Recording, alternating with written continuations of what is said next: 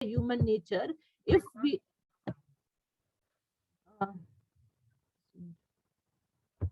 so Chomsky says that there has to be a human nature if we are to understand how the how human beings are able to grasp language, or how human beings are able to grasp from their myriad or varied experiences. But Foucault, he always avoids such abstractions. The concept of human nature for him is an abstraction. It is something that is abstract, something that cannot be proved. So instead of answering the question, does human nature exist? What does Foucault do? He asks instead, how has the concept of human nature functioned in our society?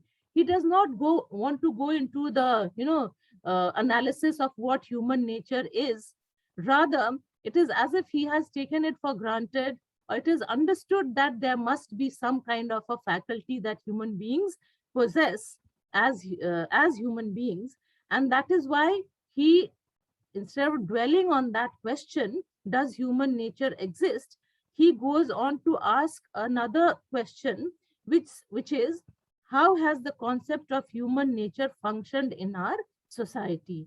So what Foucault is more interested in is not an analysis of human nature, um, uh, or the essence of human nature, so as to say, but rather he wants to know how human nature has worked in society, how human nature functions in society. What are the aspects of human nature that have contributed to the building up of society, or more precisely, the building up of knowledge and power in society? Taking the sciences of life during the 18th century as an example, Foucault draws a distinction between the actual operational categories within a specific discipline at a particular historical moment, and those broad conceptual markers such as life or human nature, which in his opinion have had very little importance in the internal changes of scientific disciplines. So Foucault says, or he makes a very clear cut distinction between the actual operational categories of disciplines, of all disciplines, at a particular moment. And for him, these markers or these concepts, such as life or human nature, have very little importance in the in the changes or in the progress or in the development of scientific disciplines. According to Foucault, it is not by studying human nature that linguists discovered the laws of consonant mutation, or Freud the principles of the analysis of dreams, or cultural anthropologists the structure of myths. So he says that these various sciences, these social sciences, or these real life sciences, they have not developed and they have not progressed because of an analysis of the human nature or life, but rather by other aspects which are related to the working of the human nature or the working of the mind. So it is not essential to go into an understanding of what human nature or what the human mind is. Rather, it is more important to understand how that faculty of human beings work to build up the society. Okay. Uh, so he says that in the history of knowledge, the notion of human nature seems to me mainly to have played the role of designating certain types of discourse in relation to or in opposition to theology or biology or history. So he says what he's more interested is in the history of knowledge.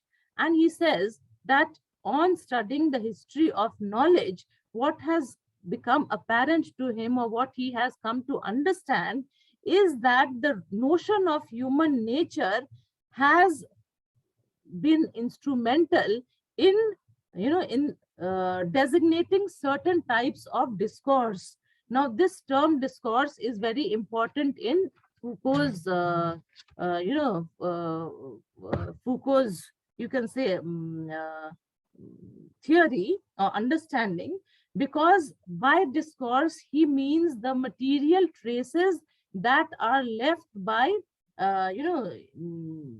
by societies at different times of history, and he is more interested in these traces, these proofs that are left by societies of different times in the in the study of history.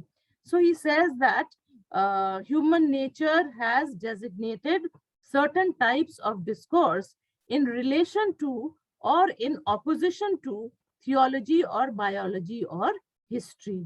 Hmm. So he is more interested in this discourse that has been given rise to by human nature.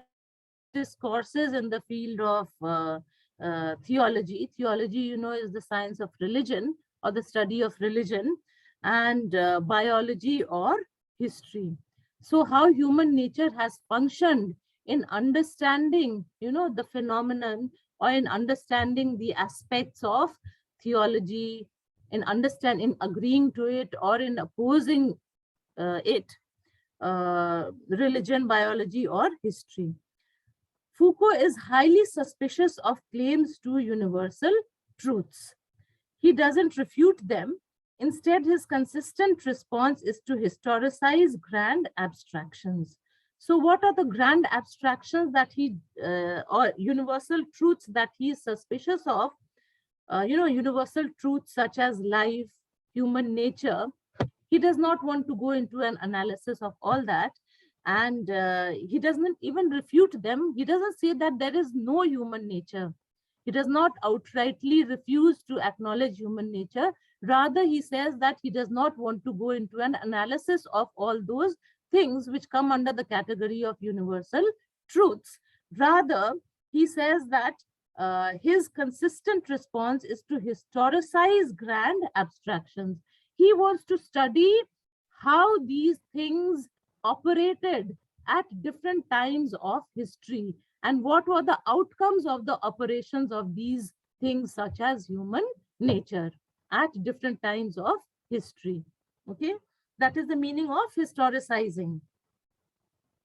In the last analysis, he doesn't take a stand on whether or not there is a human nature. Rather, he changes the subject and examines the social functions that such concepts have played in the context of practices such as economics, technology, politics, sociology, which can serve them as conditions of formations, of models, of place, etc. What it is in social forms that makes the regularities of science possible. So here what Rabinov is saying is that Foucault does not take a stand on whether there is a human nature or not. He does not enter into that debate about the existence of human nature. Rather, he changes the subject and examines the social functions that such concepts have played, the social functions of human nature, how human nature has operated in social contexts. That is more important, and that is that is the point of interest to Foucault, how human nature has played a role in the fields of economics, technology, politics, sociology, and how it's formulated. You can say how it has formulated these fields, different fields, by its working. And how it has made the regularities of science possible, meaning that it is something in human beings, it could be human nature, which has made the laws, the regularities, the workings of science possible. And it is this aspect of human nature that Foucault is more interested in studying and analyzing. Okay, so he wants to examine the social functions of human nature in the context of all these different areas. Is that clear till now? Is there any question that you want to ask?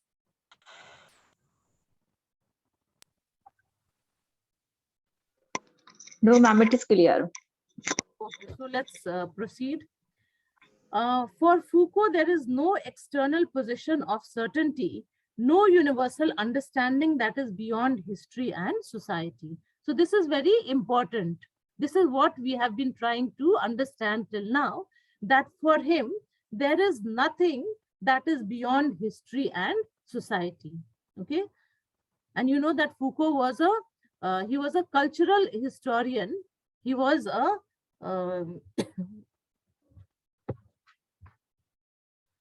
he studied culture and history, and he tried to analyze these aspects of culture and history, such as power and knowledge. So there is no understanding that is beyond history and society. His strategy is to proceed as far as possible in his analysis without recourse to universals. So he does not want to go into any discussion about universals, about the essence of universals like human nature and life. Rather, he only wants to understand how these have operated in history and society. His main tactics is to historicize such supposedly universal categories as human nature every time he encounters them. Okay. Foucault's aim is to understand the plurality of roles that reason, for example, has taken as a social practice in our civilization, not to use it as a yardstick against which these practices can be measured. So his aim is to understand the plurality of roles that reason has taken. Plurality of roles meaning the different kinds of roles that this faculty of reason has played as a social practice in our civilization. Okay, so he is interested in analyzing how reason has been a social practice. It has played a very diverse role, or a plural kind of role, multiple roles in the working of society or as a social practice. He does not want to use reason as a yardstick against which these practices can be measured. Meaning to say, he does not want to know whether the social practices are reasonable or not, whether they are sensible or not, whether they have any rationale or not. What he wants to know is how reason has worked as a social practice. What are the forms of social practice that can be seen through a study of history and society down the ages. This position does not entail any preconceived reduction of knowledge to social conditions. Rather, there is a consistent imperative played out with varying emphasis, which runs through Foucault's historical studies to discover the relations of specific scientific disciplines and particular social practices. So what Foucault wants to do is, he does not want, or he does not, try to reduce knowledge to social conditions. Rather, in his theory, in his arguments, in his discussion, we find a consistent imperative, a strong motive to discover the relations of specific scientific disciplines and particular social practices, meaning how social practices, they have led to the development and the progress of scientific disciplines, or how scientific disciplines are worked out or are developed through social practices. A parallel set of differences between Chomsky and Foucault emerges in their discussion of politics. Okay, so the first discussion was about a universal truth, like what is human nature. And there we came to understand how Foucault is interested not in the essence of human nature, but in the working of human nature. Now, the second topic that they discussed is their interest in politics. The interviewer asks each man why he is interested in politics. Chomsky answers by returning to other dimensions of universal human nature and reason.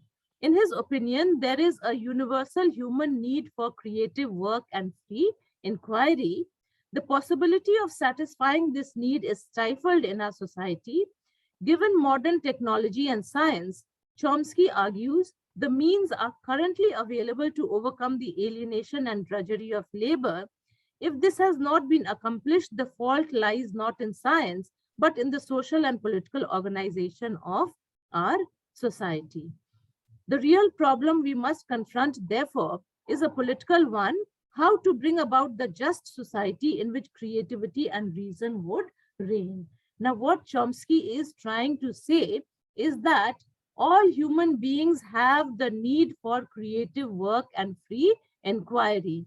And the development of modern technology and science has made this possible. It has made it possible for all human beings to satisfy their need for creative work and free inquiry. But it also depends upon the social and political organization of a society about how much freedom, how much, facility a human being, an individual is given to exercise his creativity and to indulge in free inquiry. To be able to exercise one's creativity, to be able to produce any creative work, and to be able to engage oneself in free inquiry about any area of interest uh, in human life or in this world. What does a person, what does an individual require? He requires facilities. Okay, so the you can say the tools have been given, the tools have been provided by technology and science, but the atmosphere to be able to do that, that has to be provided by political organization of our society. Okay, and the real problem we must confront, therefore, is a political one. And this is where Chomsky gives the answer as to why he is interested in politics. The reason he is interested in politics is because it is the political setup, it is the political authority, it is the state which is the embodiment of political authority, which will bring about that kind of society, that kind of just society in which creativity and reason would reign. Okay, so for the for the possibility for creativity and reason to be able to exercise itself freely, what is required is an atmosphere of justice, an atmosphere where each individual has the freedom, has the liberty to be able to do that. Okay, so Chomsky says that our job is to create the vision of a future just society, that is to create, if you like, a humanistic social theory that is based, if possible, on some firm and humane concept of the human essence or human nature. So now Chomsky, he ties up or he interrelates human nature with politics, and he says that the aim of all human beings, the aim of human society is to create the vision of a future just society. What is important here is the word just, which means something which is based on the human, the humane concept of justice, of impartiality. So he says that we have to try to create the vision of a future just society, which is a humanistic social theory that is based, if possible, on some firm and humane concept of the human essence or human nature. So how will this just society be created? What will be the basis of this just society? It is the human essence or human nature. It has to be based on the humane concept. What is the meaning of humane? Humane. Humane means something that pertains to the positive side of human nature, isn't it? Something that believes in justice, something that believes in kindness, something that believes in a sharing of things. So, a just society will be created when it is based on the humane concept of the human essence or human nature. And this is the reason why Chomsky says he is interested in politics, because it is politics which is the seat of power, which is going to make this kind of a humane and just society possible, where people may indulge freely in their creative and inquisitive requirements. Okay. So for Chomsky, the end of political action is clear, or will become so, because it is guided by reason and human nature. So for Chomsky, and this is the ideal concept of political action, that it should be guided by reason and human nature. The task of intellectuals is to use the concept of human nature as a standard against which to judge society, and to use their reason to formulate a precise conceptualization of a more humane and just social order. So Chomsky says that the task of intellectuals is to use this concept of human nature as a standard against which society can be judged, against which it can be judged whether a society is just or not, whether it is humane or not, whether it is positive or not. It is the concept of human nature which will help intellectuals to judge the nature of society, and to use their reason to formulate a precise conceptualization of a more humane and just social order. And it is again the use of reason, according to Chomsky, which will help intellectuals, which will help human beings to create a concept, to create a vision of a society which will be more humane and more just to all individuals. So what Chomsky is saying is that human nature and reason are very important for the creation of a just social order, and all this depends upon the political organization of our society. And that is the reason why Chomsky says that he is interested. This is why he is interested in politics. He says that our political tasks can be coherently informed by the universals of reason and justice, meaning to say that our political activities, they should be governed by the universals of reason and justice. They should be based on reason and justice. Now, Foucault typically refuses to answer why he is interested in politics. He finds this both trivial and self-evident.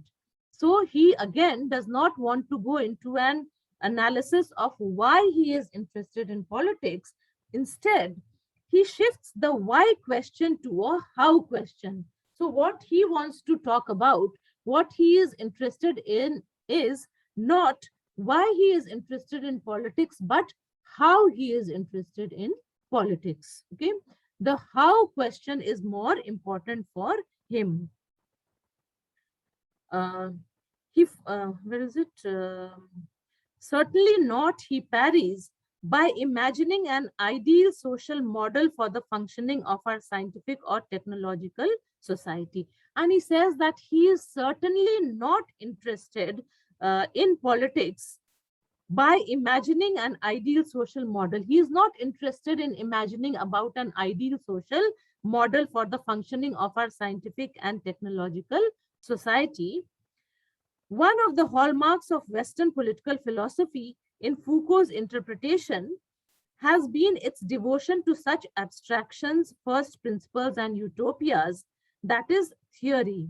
So for Foucault, theory is something which is like a utopia. It is an abstraction, meaning that it is something which does not have any concrete, base, It does not have any solid proof.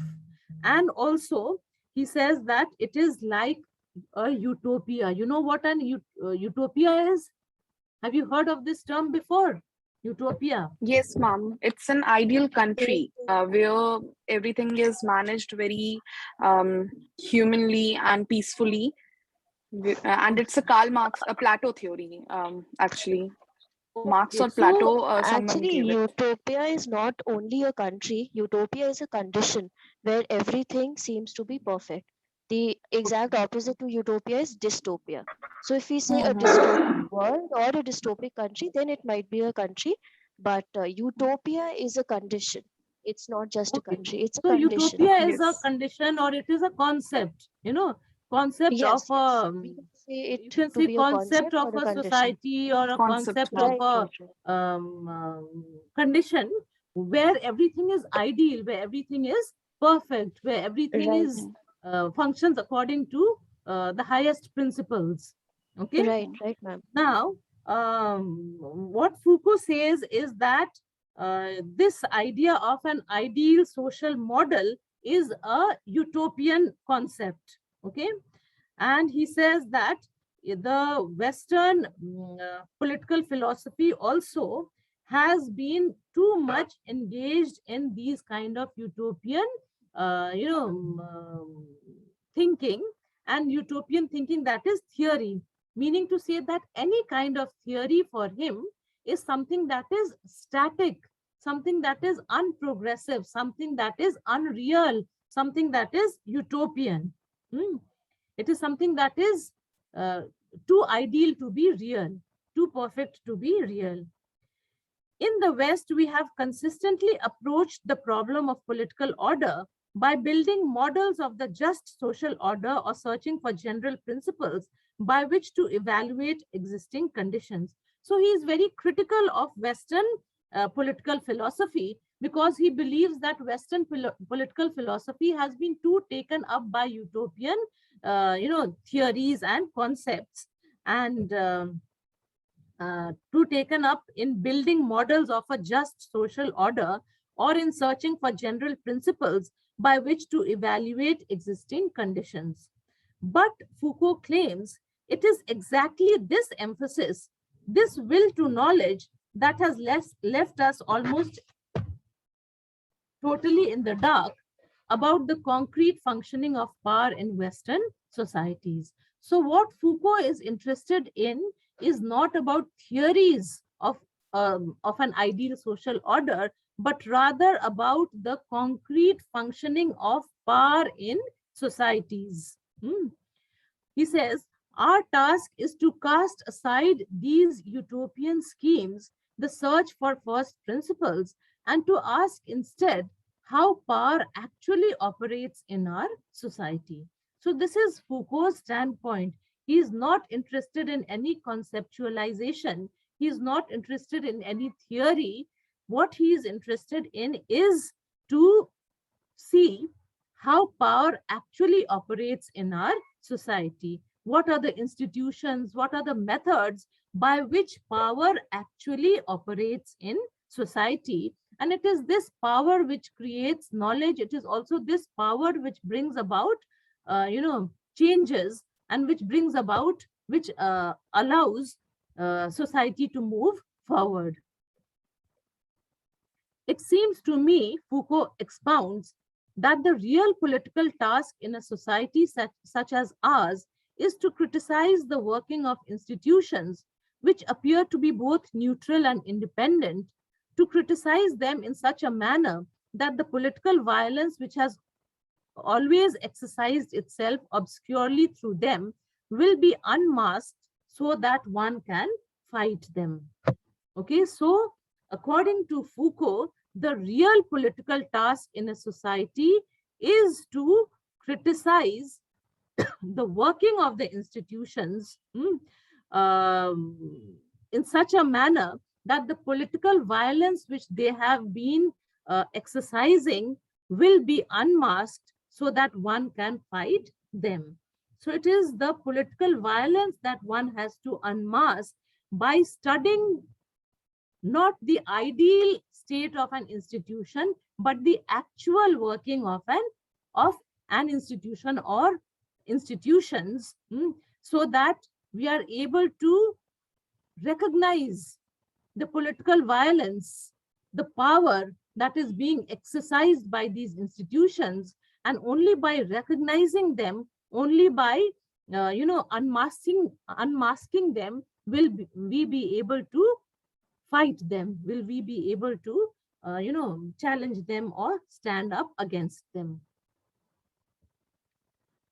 Now the question arises, but why should we fight against political violence? Again, Chomsky and Foucault differ. For Chomsky, we must struggle against the injustices of our current society in the name of a higher goal, that is justice. Surely, Chomsky argues, unless we have a guiding principle, we will have no way of judging the actions of others. It is perfectly possible that we may find ourselves in a situation in which a revolution turns out to be worse than the regime it replaces. Unless we have some fixed and rational standards for judging what constitutes a better society, we will be lost. Now, what Chomsky says is that the reason why we must fight against political violence is for the establishment of justice. That is the highest goal of all human society, the establishment of justice. Now, Chomsky argues that unless we have a guiding principle, we will have no way of judging the actions of others. You always need a reference point, that with reference to this other action is good or bad, moral or, morally good or bad, evil or whatever. So he says that it is perfectly possible that we may find ourselves in a situation in which a revolution turns out to be worse than the regime it replaces. Meaning, if we do not have an ideal, if we do not have the vision of an ideal state, how will we know that the outcome of our revolution, the outcome of our rebellion is better than that or worse than that? It could be worse than what we are rebelling against if we do not have a vision of that which is to be the ideal. Okay, so he says that we may find ourselves in a situation in which a revolution turns out to be worse than the regime it replaces. Unless we have some fixed and rational standards for judging what constitutes a better society, we will be lost. So this is the reason Chomsky says that we have to have a concept, we have to have an ideal of a just social order, of a just society, so that when we struggle against injustice, we should know that we should know what we want as a result of that struggle. We should know what the outcome of our struggle should be. We should know what we are aiming or trying to achieve. So he says that unless we have some fixed and rational standards for judging what constitutes a better society, we will be lost. This does not mean, Chomsky adds, that we have to achieve a perfect enactment of these standards, but unless we have them, we will have no way to act or judge. So Chomsky does not say, he does not advocate that we should aim for any kind of a utopian condition. Rather, he says that it is only when we have a vision of them will we be able to act or judge. We will be able to judge only with reference to that ideal or that concept. And that is the need to have a concept or an ideal which is perfect. Foucault disagrees. And it is in this disagreement that Foucault is his most radical and disconcerting. He says, I will be a little Nietzschean about this. It seems to me that the idea of justice in itself is an idea which in effect has been invented and put to work in different types of societies as an instrument of a certain political and economic power, or as a weapon against that power.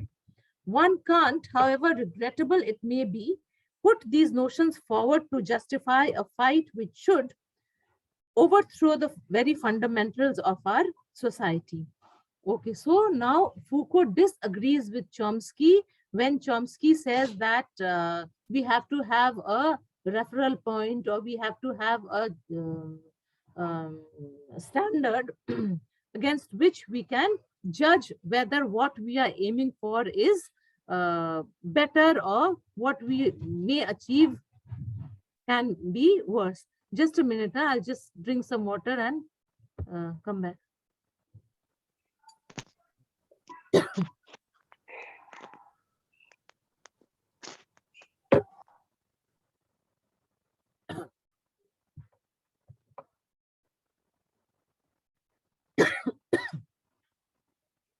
Hmm.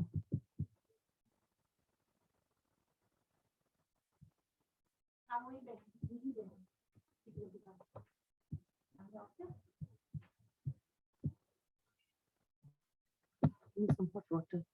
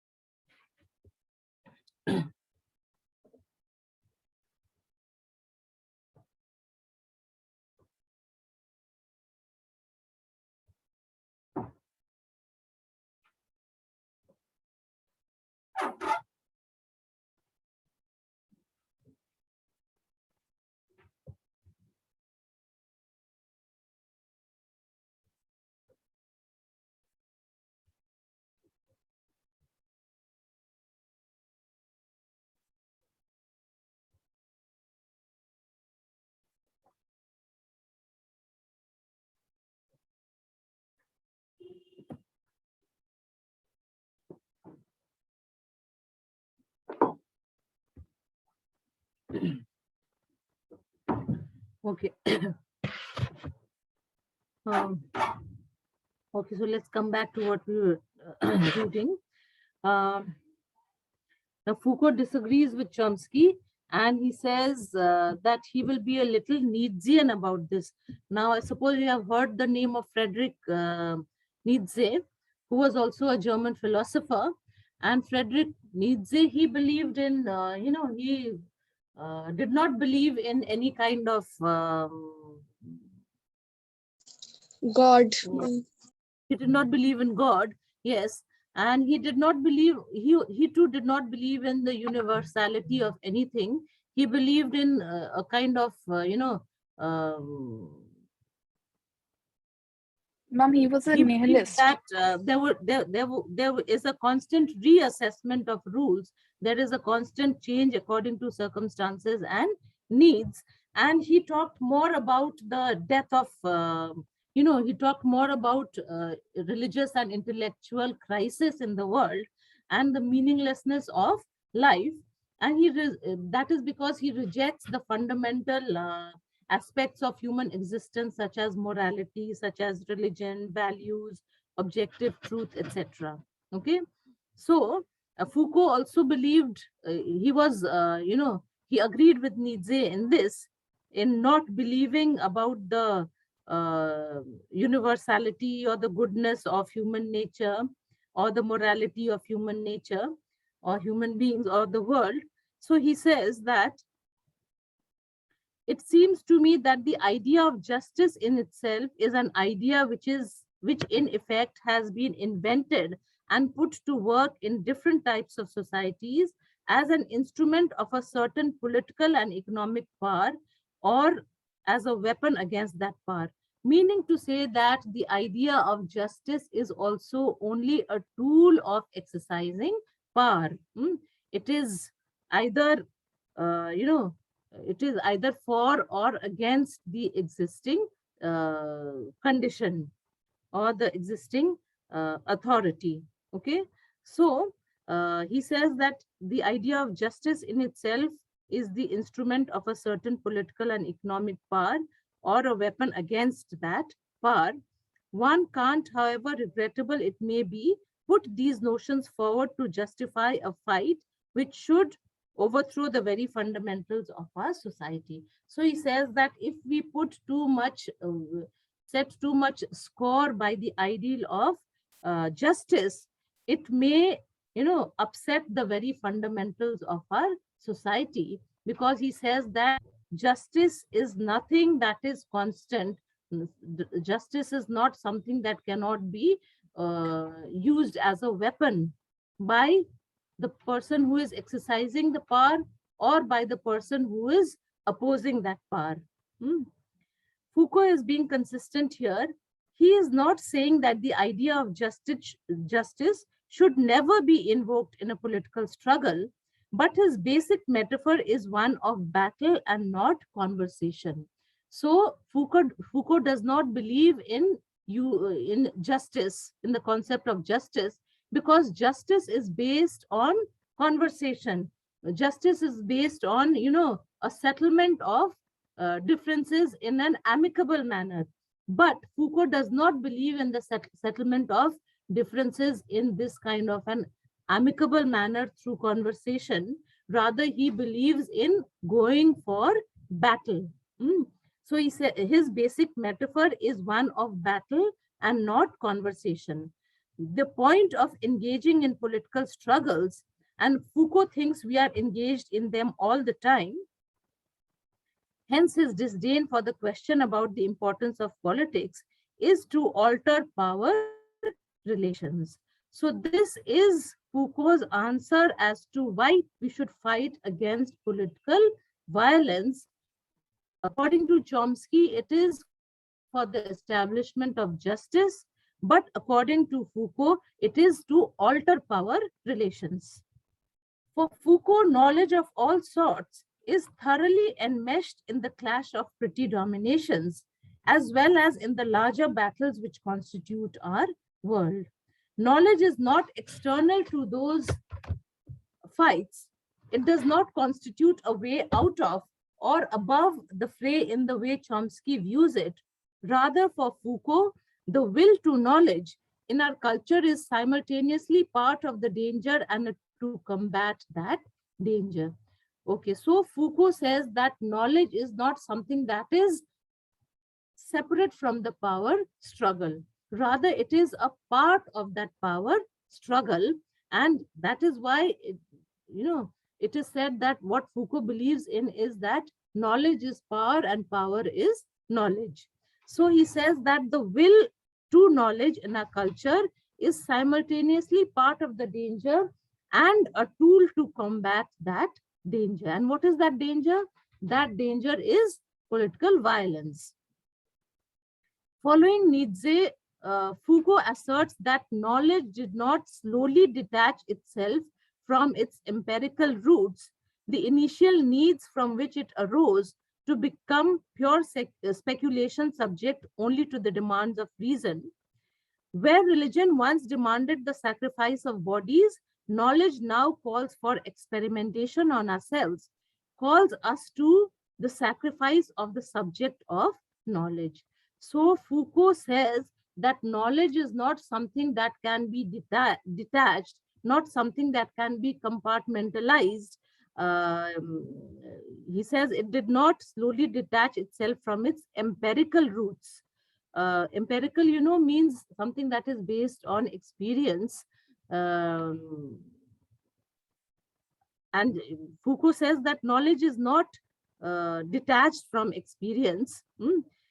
to become pure speculation subject only to the demands of reason, meaning that it is all the time very closely allied to our experience of our day-to-day living, of our experience of, as social beings.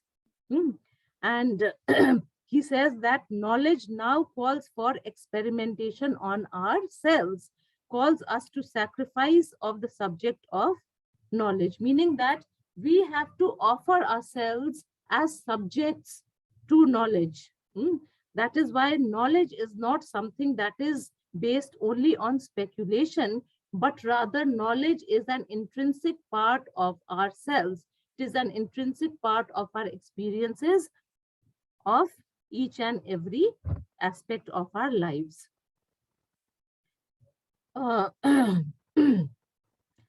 Foucault confronts this challenge, this threat, by refusing to separate off knowledge from power. His strategy has been to focus his work, both political and intellectual, on what he sees as the greatest threat, that strange, somewhat unlikely mixing of the social science and social practices developed around subjectivity. Okay, so the strategy of Foucault has been to focus his work on what he considers to be the greatest threat. And the greatest threat is mixing the social sciences and the social practices around subjectivity. Subjectivity is how a human, a human individual becomes the subject of knowledge and power. So, Foucault, refuses to separate knowledge from power, and he feels that we have to offer ourselves as subjects to knowledge and to power. Foucault called this attempt to locate historically and analyze the strands of discourse and practices dealing with the subject, knowledge and power, the genealogy of the modern subject. Now, this word genealogy is very important in Foucault's theory. And by genealogy, he actually means a kind of an investigation into those elements which we tend to feel that are without history. For example,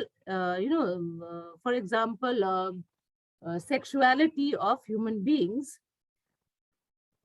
For him, genealogy is a kind of a historical research.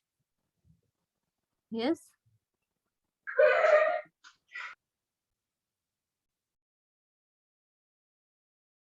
Did somebody say something?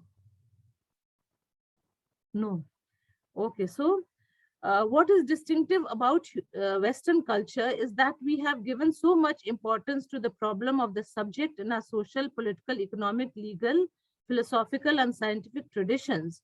Foucault's most general aim is to discover the point at which these practices became coherent reflective techniques with definite goals, the point at which a particular discourse emerged from these techniques and came to be seen as true, the point at which they are linked with the obligation of searching for the truth and telling the truth. Okay.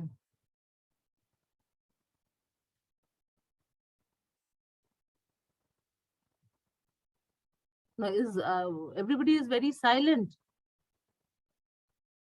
Are you all listening or? Yes, ma'am. We are Hello? listening. Yes, ma'am. Yes, ma'am, listening. Yes, Okay, ma'am. now, We're listening. so far I have been speaking. Now, let's hear something from you. What you have to say about whatever we have read about Foucault till now. What have you understood? Ma'am, the viewer is asking about the point of view of Chomsky and Foucault, and he's trying to contradict both their statement that what Chomsky is likeable, he's telling about that particular topic, and what is Foucault's point of view and his perspective. What is the perspective of Foucault that we have Ma'am, learned Foucault's or read till perspective now? is that human nature should be not given that value as, like, Chomsky is speaking that as he's an analytical philosopher, so he's saying that scientific theory, there is an existence of human nature. And Foucault, on the other hand, he's into discourse. He says that human nature is functioning the society. So we should check that what sort of willingness and what sort of power is there that is functioning this entire society. He is he's not believing into extracting more into grand abstractions, and he doesn't refuses entirely the human nature, but he historicizes it more precisely. Okay. So he's not interested in analyzing the essence of human nature, rather he wants to know about the working of human nature Yes, ma'am. in the building Yes, up ma'am. of society. And that is what Yes, he ma'am. wants to analyze through historical, inspection. Okay, and Yes, ma'am. anything else? What do they say about politics? Anybody else who would like to speak?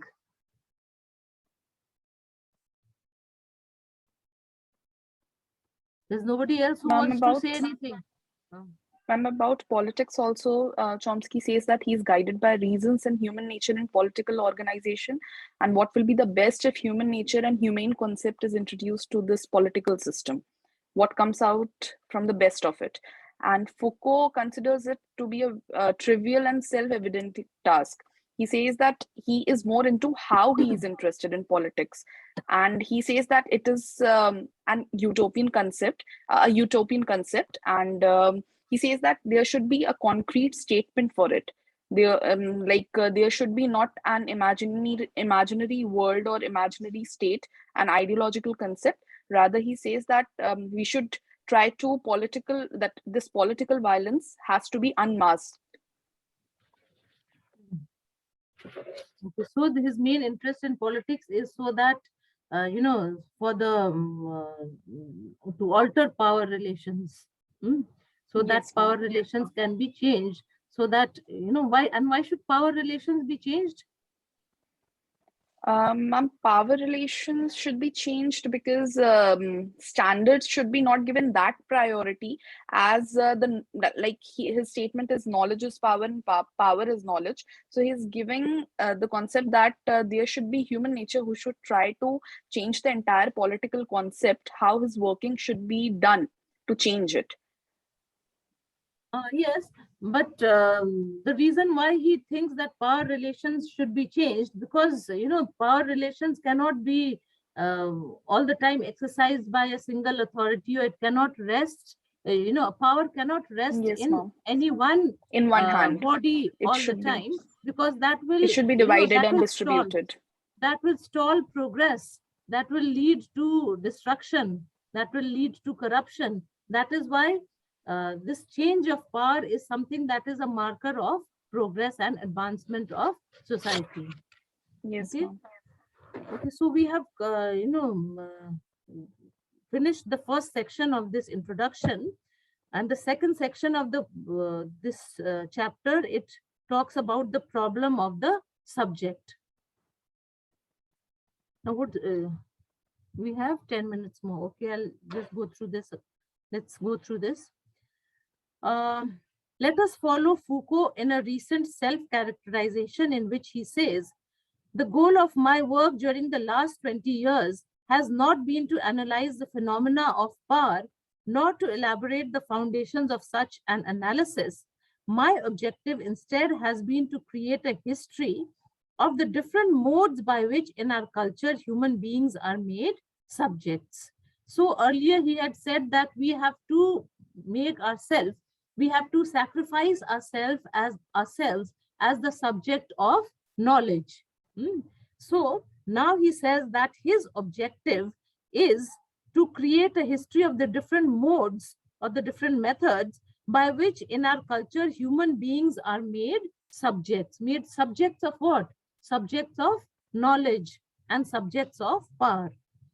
His schema of 3 modes of objectification of the subject provides a convenient means to present briefly the main themes of his work. The first mode of objectification of the subject is somewhat cryptically called dividing practices. Now, this is important This is the first, critical idea that he's going to discuss here. And this is the first method or the first mode of objectification of the subject. And who is the subject? We human beings, we individuals, we social beings, we are the subjects. And how are these subjects, objectified? The first one is called dividing practices. The most famous examples from Foucault's work are the isolation of lepers during the Middle Ages, the confinement of the poor, the insane, and vagabonds in the Great Catch-all Hospital General in Paris in 1656. The new classifications of disease and the associated practices of clinical medicine in early 19th century France, the rise of modern psychiatry and its entry into the hospitals, prisons, and clinics throughout the 19th and 20th centuries, and finally the medicalization, stigmatization, and normalization of sexual deviance in modern Europe. Okay, now what do we understand by dividing practices? Dividing practices would mean the method by which the population, by which the people, they are divided into different groups. They are made subjects of some kind of knowledge and power. Okay.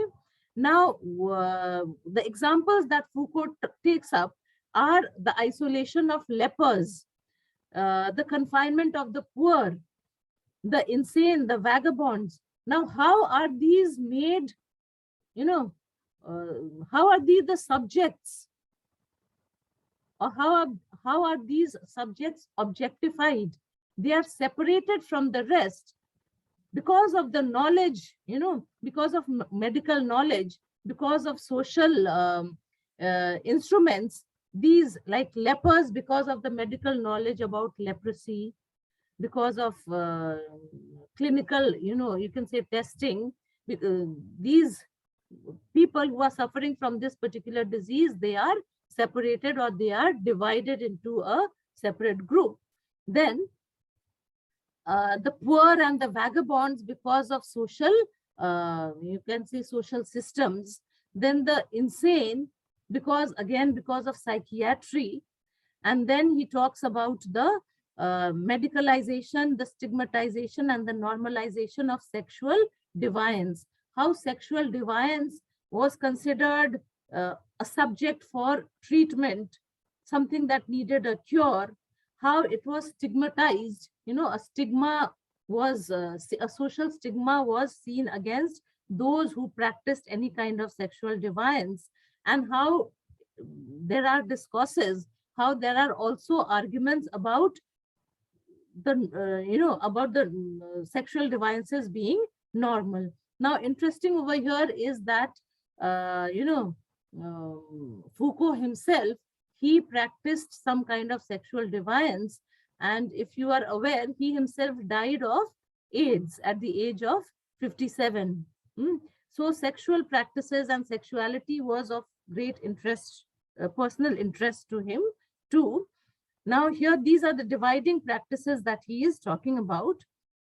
In different fashions, using diverse procedures and with a highly variable efficiency in each case, the subject is objectified by a process of division, either within himself or from others.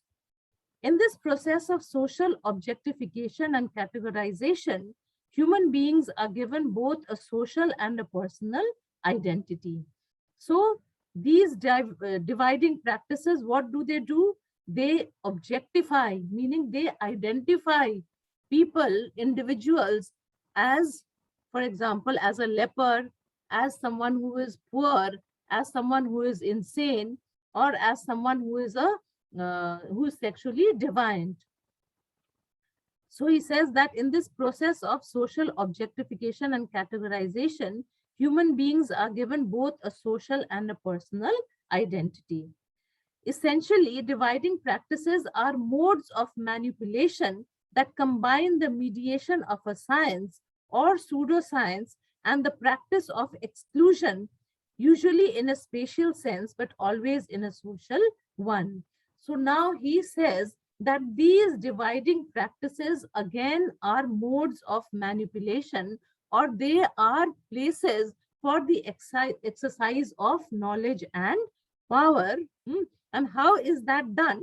By combining the mediation of a science or pseudoscience like psychiatry, for example, and the practice of exclusion, of separating, like lepers, they are given a separate colony or a separate place is created for them to live, where they cannot socialize, where they cannot interact with other members of society. So all these are modes of manipulation. These dividing practices form a substantial part of the subject matter of Foucault's earlier books, Madness and Civilization and the Birth of the Clinic, as well as later ones like Discipline and Punish. The main topics here are the objectification of individuals drawn first from a rather undifferentiated mass. For example, the vagabond populations in Paris in the 17th century, and later from more highly pre-selected populations like delinquents from working class quarters. Okay, so the dividing practices, they work at two levels. First, the individuals are drawn from undifferentiated masses like the vagabond populations in Paris, and then later they are from that from that division, a further division is made, like delinquents from working class quarters. The interconnections of dividing practices with the formation and increasingly sophisticated elaboration of the social sciences, the historical relationship of these modes of classification, control, and containment to a distinctive tradition of humanitarian rhetoric on reform and progress, the increasingly efficient and diverse applications of these combined procedures of power and knowledge, mainly, although not exclusively, to dominated groups or to groups formed and given an identity through the dividing practices. Okay, so these are the three main topics with relation to this first method of, creating human beings as subjects. Now, I think the time is almost, now today's time is over. Okay. Time for today is over. So please go through whatever we have read today, and I will continue. I will take up from here tomorrow in tomorrow's class. Thank you, ma'am. Okay, ma'am. All right, ma'am. Thank you so much, ma'am. Thank you, ma'am. Thank you, ma'am. Thank you, ma'am.